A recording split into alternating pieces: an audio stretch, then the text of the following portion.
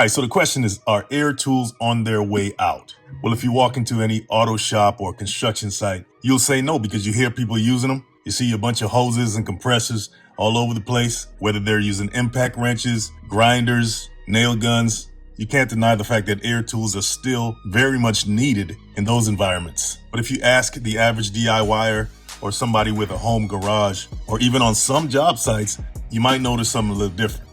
Cordless drills, brushless tools, battery-powered everything, not a hose in sight. So what's going on? Are pneumatic tools or air tools being replaced by cordless tools or battery-powered tools? So here's a quick history lesson. Pneumatic tools or air tools, they've been around since the mid-1800s, and they were used to drill through rock in some major construction projects back then. And before that, it was all manual labor. Think about the old chain gang movies, where you got a bunch of people with pickaxes just hammering away, sometimes even dying because of exhaustion from that manual labor. But when the 20th century rolled around, compressed air became the dominant mode of power when it came to this type of work. And you gotta admit, it was a feat of engineering. You had a central compressor that generates the pressure, and then it distributed the pressure through hoses, which you can attach a tool to. Now at that time, air tools offered something that nobody else could, and that was the fact that it was lightweight. It didn't need a heavy battery or motor built into it. The compressor itself did most of the heavy lifting. All the tool did was convert air pressure into mechanical force. This lasted for about 100 years. And then lithium-ion batteries showed up. Now this turning point wasn't that long ago. I would say around the mid-2000s, when tool manufacturers like Milwaukee, DeWalt, Makita, and others started to invest in brushless motor technology, along with lithium-ion batteries. Before that, cordless tools were good for light work. A 9-volt or 12-volt drill could handle screws and small holes, but nobody was using them for heavy-duty fastening or grinding. The batteries were too weak, too heavy, and too slow to recharge. Lithium-ion changed the chemistry though. Brushless motors changed the efficiency. And suddenly by the early 2010s, you could buy an 18-volt or 12-volt impact driver that could keep pace with a pneumatic gun for a lot of tasks. And they really started getting serious. By the mid-2010s, they came out with 40-volt, 60-volt, and even 80-volt platforms. Flex Volt from DeWalt, MX Fuel from Milwaukee. These were battery-powered tools doing work that, say 5 years earlier, was unthinkable without compressed air. We're talking about rotary hammers, cut-off saws, breakers, high-torque impact wrenches. Milwaukee's M18 Fuel high-torque impact wrench, for example, is rated at over 1,000 foot-pounds of torque. Those kind of numbers will make a professional mechanic pay attention. So the question then became, what does air still have that batteries don't? Well, first off, we can end the discussion right here because air tools are not dead. It's not even close in certain environments. Here's where they still have the edge. Number one, continuous heavy-duty use. In certain production environments, like an assembly line, a factory, a body shop doing around 30 cars a day, air tools run all day, every day without stopping. There's no battery to swap. You don't have to worry about recharging anything. You just keep going. A pneumatic grinder or die grinder can run for 8 hours straight without a single interruption. Try doing that with a battery-powered tool.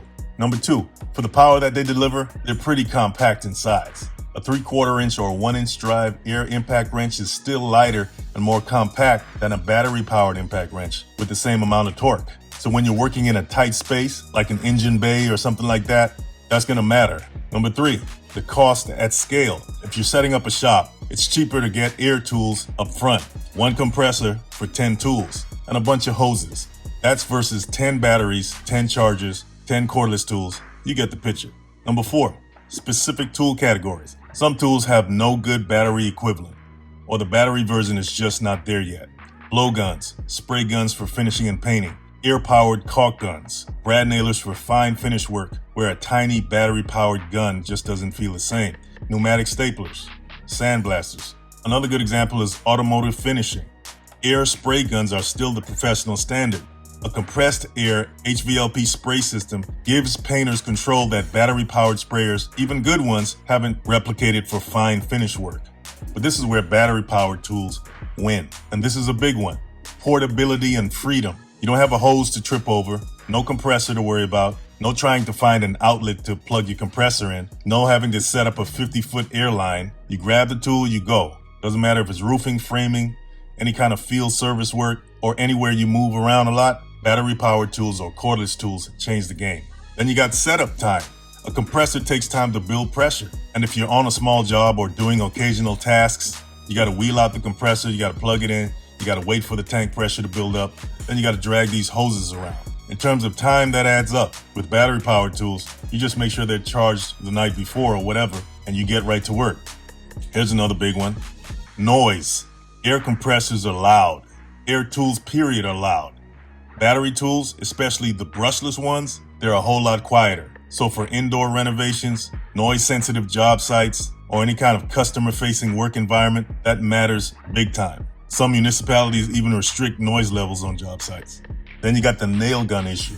Pneumatic framing nailers was the go-to tool for decades, but battery-powered framing nailers have definitely cut out their share of the market. You have DeWalt, Passlow, Milwaukee, and a few others that make cordless framing nailers that framers tend to trust right now. So you don't need a compressor on a framing crew anymore if you don't want it. Lastly, this is where batteries win. Convenience for the DIYer and the occasional pro. For someone who doesn't use tools every day, maintaining a compressor, yes, you have to maintain one. You need to change the oil, you need to drain them. You're gonna have to replace the belts and you're gonna have to check for leaks.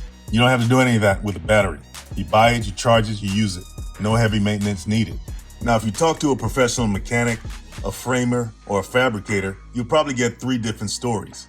A lot of mechanics today have transitioned from air tools to battery-powered tools, but they kept their air die grinders, their air hammers, and their air chisels. Why? Because the vibration and control characteristics of air for grinding and chipping just feel different, and those tools are much lighter as well.